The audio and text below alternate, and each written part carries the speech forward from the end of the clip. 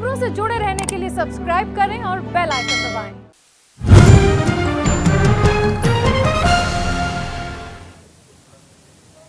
नमस्कार, news India पर आप देख रहे हैं T20 वर्ल्ड कप की सबसे बड़ी कवरेज। मैं हूं आपके साथ करुण कुमार और हमारे साथ मौजूद हैं हमारे सहयोगी कुंदन। और आज हम चर्चा करेंगे निराश करने वाली खबर पर। जी हां, जो खबर आ रही है अबू धाबी से कि न्यूजीलैंड ने अफगानिस्तान को हरा दिया है, यानी अफगानिस्तान की हार हुई है। और इसके साथ ही भारत टीम इंडिया सेमीफाइनल की दौड़ से बाहर हो गई है। यह उम्मीद की जा रही थी, करोड़ों लोग, करोड़ों फैंस ये दुआ कर रहे थे कि अफगानिस्तान की टीम यहां पर जीतेगी और भारत की उम्मीदें बनी रहेंगी अंतिम 4 में पहुंचने की, लेकिन ऐसा हुआ नहीं। और अबू धाबी में एक तरफा मुकाबले में न्यूजीलैंड ने अफगानिस्तान को हरा दिया। और कुंदन, हम लोग लगातार चर्चा कर रहे थे, मैच भी देख रहे थे, लेकिन उस करिश्मे की जिसकी बात हो रही थी वो करिश्मा हुआ नहीं। कहा भी जाता है कि करिश्मा कभी कभार होता है, हमेशा नहीं होता। बिल्कुल, देखिए हम उम्मीद लगाए बैठे थे कि अफगानिस्तान जैसी टीम जो है वो न्यूजीलैंड को हरा दे। हम ये उम्मीदें थी और ये बहुत ज्यादा उम्मीदें हमने लगा रखी थी। लेकिन जो शुरुआत हुई अफगानिस्तान की, शुरुआत में जो झटके लगे, ट्रेंट बोल्ट और टीम सऊदी ने जो बॉलिंग की, उसके बाद तो ऐसा लगा कि टॉप ऑर्डर, जैसे भारत की जो परेशानी रही न्यूजीलैंड और पाकिस्तान के खिलाफ जो परेशानी रही, वहां पर अफगानिस्तान की टीम भी वैसी रही। ये टॉस जीतकर पहले बैटिंग करने का फैसला है, ये आप कैसे देखें? ये मुझे समझ नहीं आया कि आखिर क्या दिमाग में था, कैप्टन के दिमाग, अफगानिस्तान की टीम के दिमाग में क्या था, क्या स्ट्रैटेजी थी। आपने टॉस जीता, आपको पता है कि यहां पर बहुत मुश्किल है, हालांकि ठीक है जहां पर गेम हो रहा था वहां पर बैलेंस होता है बॉलर बैट और पहले वो जीत भी चुकी थी एक बार मुकाबला, बहुत बड़े अंतर से जीती हुई है पहले बैटिंग करते हुए अफगानिस्तान। लेकिन जब आप देख रहे हैं कि अमूमन यहां पर टीम जो है वो चेज करते हुए यहां जीतती है और आप यहां पर टॉस जीतकर पहले बैटिंग करने का फैसला कर रहे हो, यही गलत फैसला हो गया। यहां पर गलत फैसला हो गया। देखिए, आपकी जो स्ट्रांग पार्ट था वो आपकी गेंदबाजी थी,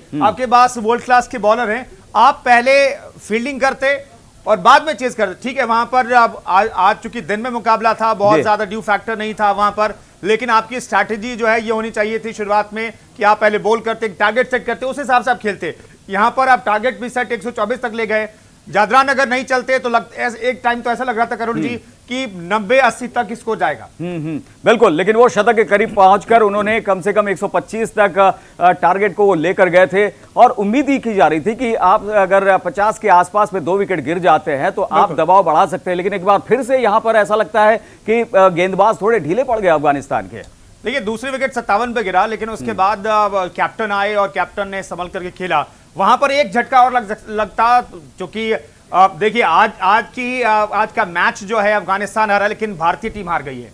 भारतीय टीम के आगे का सफर खत्म हो गया है। तो हम लोग जब मैच देख रहे थे तो ये लग रहा था कि शायद एक और विकेट गिर जाता उस वक्त तो प्रेशर बनता, नतीजों पर बहुत ज्यादा फर्क न पड़े लेकिन प्रेशर बनता। वो तीसरे विकेट की तलाश में अफगानिस्तान को तीसरा विकेट नहीं निकला और आखिरकार अफगानिस्तान की टीम हार गई और भारतीय टीम भी हार गई एक तरीके से। बिल्कुल, भारतीय टीम हार गई। ये अफगानिस्तान की टीम नहीं हारी, कहा जा सकता है कि भारतीय टीम हार गई और सेमीफाइनल की दौड़ से वो बाहर हो गई है। लेकिन विलियमसन की जितनी तारीफ की जाए वो कम है, क्योंकि वो आ जाते हैं तो देखिए कप्तान ऐसा होता है कि आपको मुश्किल परिस्थितियों में, थोड़ा सा ऐसा लग रहा था कि शायद न्यूजीलैंड पर दबाव बढ़ रहा है, लेकिन देखिए 40 रन की बेहतरीन पारी वो काम आई और भारत जो है वो यहां पर मायूस हो गया है। पद्मपति शर्मा हमारे साथ वरिष्ठ खेल पत्रकार इस बीच जुड़ गए हैं, उनका रुख करेंगे। पद्मपति जी, जो उम्मीदें यहां पर लगाए बैठे थे करोड़ों क्रिकेट फैंस, भारतीय फैंस, ना उम्मीद हो गए, सपना टूट गया टीम इंडिया का अंतिम 4 में पहुंचने का। अफगानिस्तान को हार मिली न्यूजीलैंड के हाथों। जिस करिश्मे की हम उम्मीद कर रहे थे वो करिश्मा हुआ नहीं आखिरकार। सही कहा आपने करुण जी। दरअसल करिश्मे रोज रोज नहीं होते, चमत्कार को नमस्कार है। और अब आज का ये मैच इतिहास बन चुका है और इतिहास में अगर मगर का भी कोई स्थान नहीं होता। बहुत सही कहा, टॉस जीत करके आपको पहले फील्डिंग चुननी चाहिए थी। खैर, आपने बल्लेबाजी चुनी और आप देखिए कि जो न्यूजीलैंड का अटैक है, न्यूजीलैंड एक बहुत बैलेंस साइड है। जहां तक उसके पास जो कप्तान विलियमसन है वो आप देखिए कि लाइक रॉक, चट्टान की तरह है। और दुनिया के नंबर 1 बल्लेबाजों में उनका शुमार किया जाता है। तीसरे नंबर पे वो जबरदस्त बैट है और एक मतलब उनको हिलाना बहुत मुश्किल होता है। और उन्होंने कप्तान वाली पारी लगभग हर मैच में खेली। एक मैच में वो रन आउट जरूर हुए पाकिस्तान के खिलाफ और वो शायद निर्णायक बन गया था। लेकिन इसके अलावा आप देखिए कि जब भी उन्होंने क्रीज पे आए हैं वो उन्होंने रन दिए हैं। दूसरा जो उनका ट्रेंट बोल्ट है, वो जो उड़न धावक है ना हुसैन बोल्ट, वही रफ्तार का सौदागर ट्रेंट बोल्ट है। 3 विकेट 17 रन पर लिए थे और जो शुरुआत बिगाड़ दी। लेकिन मैं एक बात जरूर याद करूंगा, और ये हमारे जिन दर्शकों ने मैच देखा है वो चादरान की पाली को शायद ही कभी भूल जाएंगे। इतनी लेबोरियस, इतनी एडवेंचरस और इतनी जबरदस्त पारी उसने इतने अच्छे अटैक के खिलाफ खेली है। और जो 73 रन बनाए हैं, आप समझ लीजिए कि 60-70% रन उन्होंने ही बनाए हैं। वो भी मुझे लगता है कि नॉक ऑफ द मैच है, उसको आपको स्वीकार करना पड़ेगा। पदमपति जी, आप बहुत लंबे समय से क्रिकेट को देखते रहे हैं, फॉलो करते रहे हैं, रिपोर्टिंग करते रहे हैं और बहुत पुराने खिलाड़ी और नए खिलाड़ी भी आपके सामने आते रहे हैं। 2007 याद आ रहा है जब पहली बार ऐसा हुआ था कि पहले राउंड में जो है वो भारतीय टीम बाहर हो गई थी। उसके बाद से अब ये दौर, आपको लगता है कि कहीं ना कहीं कुछ कसर रह गई है, कुछ कमी रह गई है, उसकी तरफ ध्यान दिए जाने की जरूरत है? बिल्कुल बिल्कुल कमी रह गई थी, दो राज नहीं। हालांकि देखिए बाद में ये फूल की तरह खिले, ब्लॉसम हुए, लेकिन जब चिड़िया चुग गई केस। पहले 2 मैचेस में जो है आप जिस तरह से खेले, फंस के खेले। लेकिन मैं फिर आपको रिपीट करूंगा, अपन लोगों ने पहले भी चर्चा की थी कि देखिए इसके लिए खिलाड़ी कम जिम्मेदार है, मेजबान आयोजक ये ज्यादा जिम्मेदार है, जिनको ये पता था कि दुबई में ओस की अहम भूमिका होती है। और अगर जब ओस की भूमिका होती है तो टॉस जीतना बहुत मायने रखता है।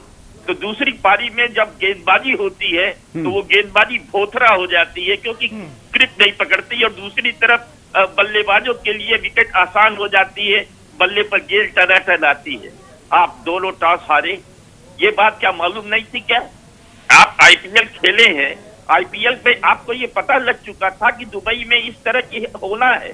आपको वहां एक ही मैच रखना चाहिए था 3:30 बजे, तब याद रखिए खेल की जीत होती।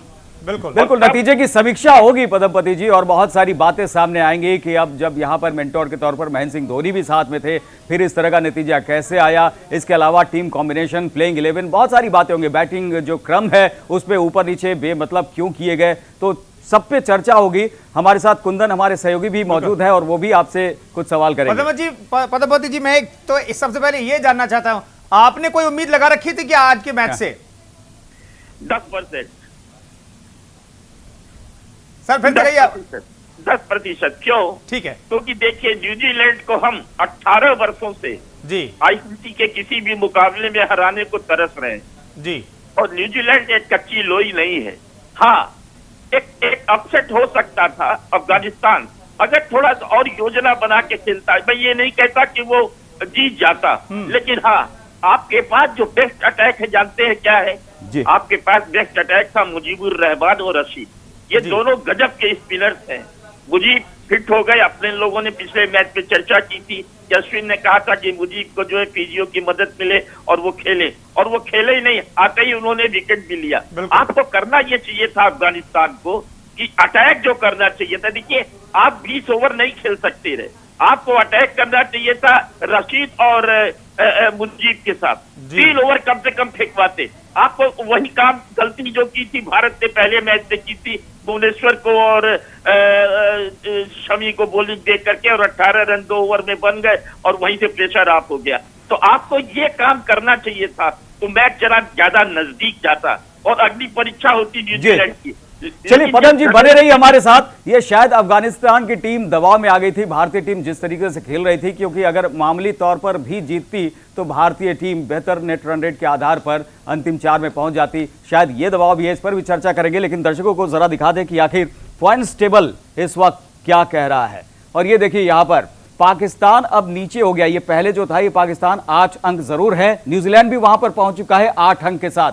लेकिन रन रेट पर नजर डालिए कुंदन, देखिए 1.162 है। और पाकिस्तान का क्या है आपके सामने है? पाकिस्तान 1.065, यानी कि ये नीचे है इस वक्त। नीचे। अब मैच अपना आखिरी वो जीत जाएगा तो फिर ऊपर हो जाएगा, लेकिन इस वक्त न्यूजीलैंड की टीम जो है वो टॉप पर आ चुकी है।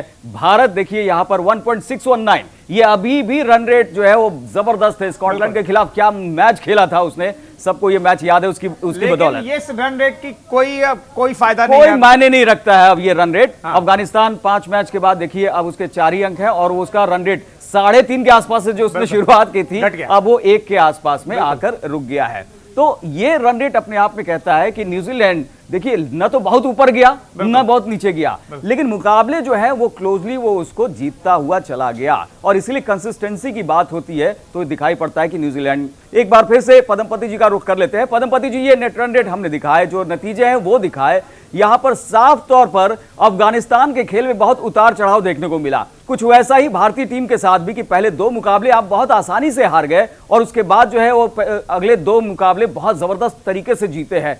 क्या कंसिस्टेंसी की कमी आखिर क्यों रही? मैंने पहले ही आपसे चर्चा की। देखिए, पहली बात तो ये कि जो पहले 2 मैचेस थे उसमें आपने देखा होगा कि हमारे भारतीय बल्लेबाजों में थोड़ी हिचक दिखाई दी। लंबे स्ट्रोक खेलने के चक्कर में वो हमेशा बाउंड्री लाइन पर आउट हुए, वो गेंद को क्रॉस नहीं करा पाए। अगर आप पूरा खुल के खेले होते तो शायद वो गेंद बाउंड्री लाइन के पार हो जाती और वहां परिणाम कोई दूसरा भी हो सकता रहा। दूसरी बात, मैंने आपसे पहले ही कहा कि विराट कोहली अभागे हैं। वो दोनों मुकाबलों में टॉस हारे, बल्कि तीसरे में भी टॉस हारे थे, लेकिन इसके बावजूद उनकी बल्लेबाजी, क्योंकि वो अबू धाबी में मैच था, वहां गेंद बल्ले पर आ रही थी और बहुत मजेदार बैटिंग की थी। और भारतीय टीम कल नामीबिया से उनको खेलना है, कम से कम 2 ये अच्छे रिकॉर्ड लेके जाएगी, जो कि इतिहास में दर्ज होगा कि इस वर्ल्ड कप में पहली टीम है जिसने 200 का आंकड़ा पार किया और दूसरी ये पहली टीम है जिसने कि 200 के स्ट्राइक रेट से ज्यादा की बल्लेबाजी करते हुए लक्ष्य को प्राप्त किया। कम से कम 2 ये रिकॉर्ड जरूर है। लेकिन एक साथ मैं और कहना चाहूंगा करुण जी कि न्यूजीलैंड 3 बार सेमीफाइनल में जरूर पहुंचा है और कभी फाइनल में नहीं पहुंचा है। ठीक है, आज जो न्यूजीलैंड टॉप पे है, लेकिन स्कॉटलैंड से हार जाएगा पाकिस्तान, उम्मीद कम से कम हम ये नहीं कर सकते।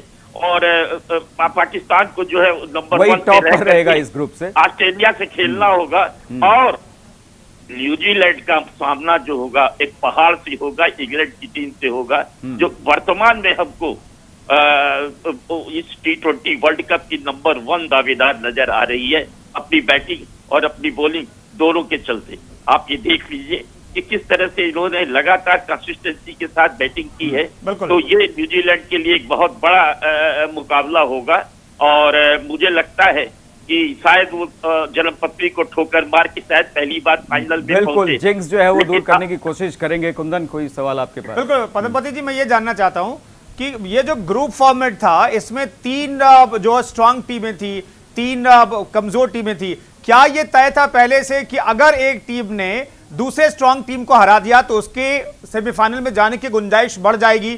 और भारत ने दोनों मैच लूज कर दिए तो वहां पर तो उम्मीदें धुल गई थी। सिर्फ भारत के लोग और भारत के क्रिकेट फैंस उम्मीद लगाए बैठे थे कि ठीक है, कुछ चमत्कार हो जाए। देखिए, चमत्कार तो अपनी जगह पर है, लेकिन ये फॉर्मेट ऐसा मुझे लगता है कि इसमें थोड़ा चेंज होना चाहिए। जैसे वर्ल्ड कप में है कि आप पहले राउंड के जो मुकाबले हो तो वो क्वार्टर फाइनल होना चाहिए जी, और वहां पर जो है ऑलरेडी 6 टीमें है ना, तो 4-4 टीमें क्वार्टर फाइनल में पहुंचे और उसके बाद फिर जो है वो नॉकआउट स्टेज आए और वहां पे सेमीफाइनल का मुकाबला तय होना चाहिए। लेकिन हम ये न भूलें कि जिस तरह का ड्रॉ हुआ, आप देखिए कि जो दूसरा ग्रुप है, ए ग्रुप है, वो डेथ था, ग्रुप ऑफ डेथ था। बिल्कुल आप समझिए कि 6 टीम बड़ी कांटे की टीम थी। बांग्लादेश और श्रीलंका जो क्वालिफाई करके आए थे वो भी उनसे जुड़े हुए थे। वेस्ट इंडीज 2 बार की चैंपियन, ऑस्ट्रेलिया, इंग्लैंड, दक्षिण अफ्रीका, ये चौकस जरूर है दक्षिण अफ्रीका, लेकिन आप देखिए कितना तक और भारत को बड़ी कचौड़ी मिली थी। बड़ा आसान ग्रुप, मतलब आसान ड्रॉ पे आने के बावजूद, आसान ग्रुप पे आने के बावजूद पद्मपति जी सेमीफाइनल में टीम नहीं पहुंच सकी भारतीय टीम। समीक्षा तो होगी। चलते चलते एक सवाल आपसे और, महेंद्र सिंह धोनी की भूमिका को लेकर कुछ कहेंगे? महेंद्र सिंह क्या कर सकते?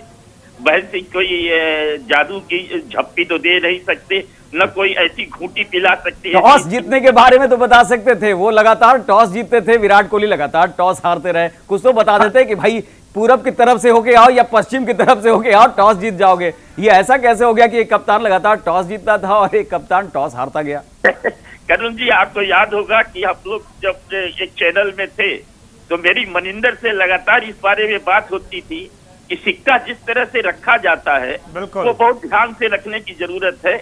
और कोहली शायद इस पर ध्यान नहीं देते। अगर वो टेल ऊपर रखते और उठा करके सिक्का देते तो वो टेल ही गिरता। सामने वाला हेड बोला है।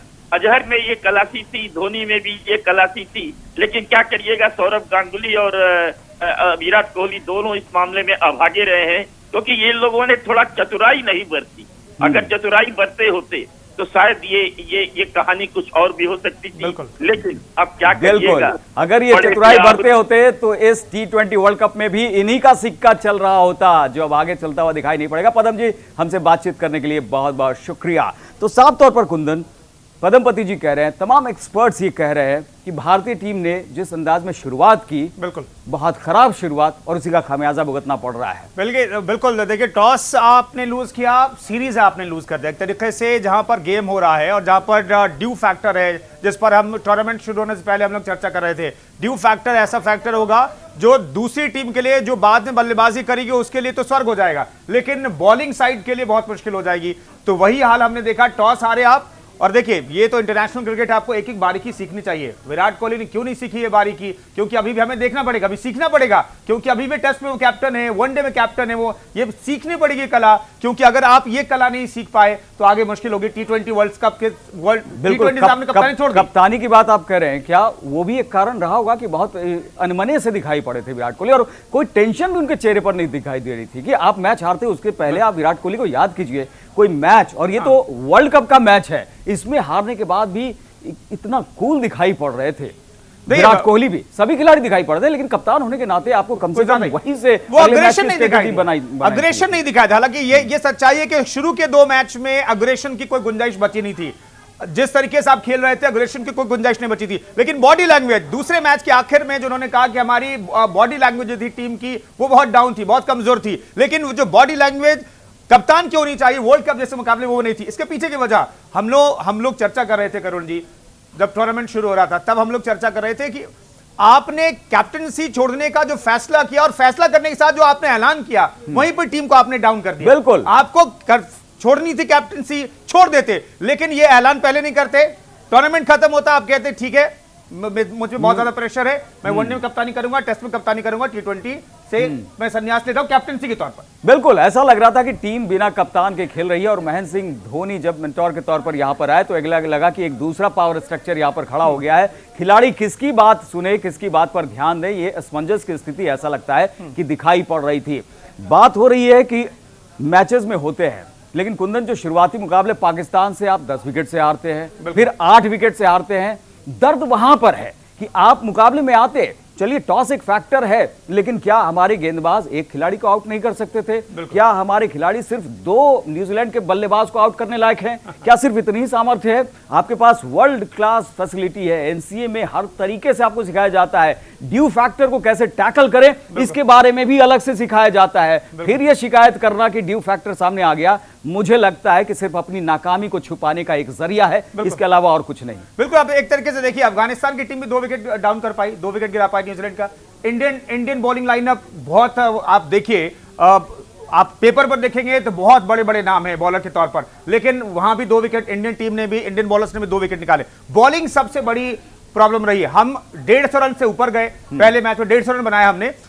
150 रन, करुण जी, कम से कम एक प्रेशर मैच होना चाहिए। पाकिस्तान के खिलाफ 5 से 6 विकेट तो कम से कम देख ही रहे थे कि वहां पर गिरने चाहिए थे, और ये बिल्कुल आखिर ओवर तक मुकाबला चलना चाहिए था, लेकिन ऐसा कुछ वहां पर देखने को नहीं मिला। और वहीं से ऐसा लगता है कि बॉडी लैंग्वेज, जिस बॉडी लैंग्वेज की बात विराट कोहली कर रहे थे, वो उसी मैच से बदल गया, और वो दूसरे मैच के अंतिम में जाकर एडमिट कर रहे हैं कि बॉडी लैंग्वेज हमारी नहीं है। आपने पहले मुकाबले में ही जो इंसेंटिव होनी चाहिए थी, जो इनिशिएटिव आपकी होनी चाहिए थी, कहते हैं ना कि well begun is half done, तो आपने अगर खराब कर लिया तो आधा काम तो आपने पहले ही खराब कर लिया, तो उसके बाद कुछ बचा नहीं था, और न्यूजीलैंड के बाद काम और खराब हो गया। अब छोटी छोटी टीमों के खिलाफ जीतने से फिर बहुत ज्यादा नहीं होता, हमें देखना ही पड़ता कि अफगानिस्तान जो है न्यूजीलैंड को हरा दे, और अमूमन ऐसा होता नहीं है कि इतनी प्रोफेशनल जो टीम हो वो हार जाए। और देखिए किस तरीके से खेली, जब विकेट गिरा, मैच देख रहा था, एक एक रन लेकर ही आगे बढ़ने लगे, और ये हमेशा से हुआ न्यूजीलैंड के साथ कि वो लंबे लंबे शॉट्स लगाने के चक्कर में नहीं होते, क्योंकि आपको सेटल होना है। और एक बार सेटल हो calculate गया, किया। बहुत आसानी से कर गए। उन्होंने गेम कैलकुलेट किया। 124 रन का टारगेट है आपके सामने, आपको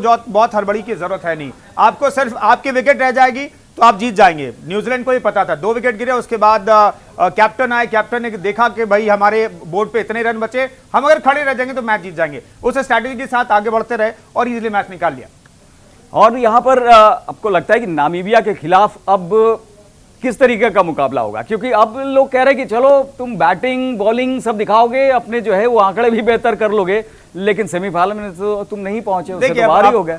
अब तो एक फॉर्मेलिटी रह गई है, मैच खेलना है टीम इंडिया को, लेकिन मैं इतना श्योरिटी के साथ कह रहा हूं कि मैच देखेगा कोई नहीं। अब हम जो टीवी पर मैच देख रहे थे, क्रिकेट फैंस देख रहे थे, क्रिकेट फैंस तो पहले से निराश थे जिस तरीके का प्रदर्शन रहा शुरुआत के 2 मैच में। तीसरे मैच में हमने अच्छा खेला, चौथे मैच में हमने अच्छा खेला, लेकिन हमारी सारी उम्मीदें अफगानिस्तान पर टिकी थी, वो भी धुल गई है। तो अब जो है कहीं से भी कोई गुंजाइश दिखती नहीं, तो फॉर्मेलिटी है, फॉर्मेलिटी है। और जिस तरीके से पद्मपति जी भी कह रहे थे, तमाम एक्सपर्ट्स कह रहे हैं कि अब रिकॉर्ड कुछ बने तो शायद रिकॉर्ड बनाने के लिए टीम इंडिया मैदान पर उतरेगी, वरना नतीजे से कोई असर तो पड़ने वाला नहीं है। सेमीफाइनल के दरवाजे टीम इंडिया के लिए बंद हो चुके हैं, ये कड़वा सच है। इस सच को निकलने में वक्त लगेगा, लेकिन भारतीय टीम को इस हार के बाद समीक्षा करनी होगी कि गलती कहां से हुई। इतने बड़े बड़े दिग्गज तोप खिलाड़ी टीम के साथ हैं, वर्ल्ड क्रिकेट में उनका नाम है, कई रिकॉर्ड है, धमाका करते रहे, उसके बाद क्या हुआ कि पहले राउंड में बाहर हो गए।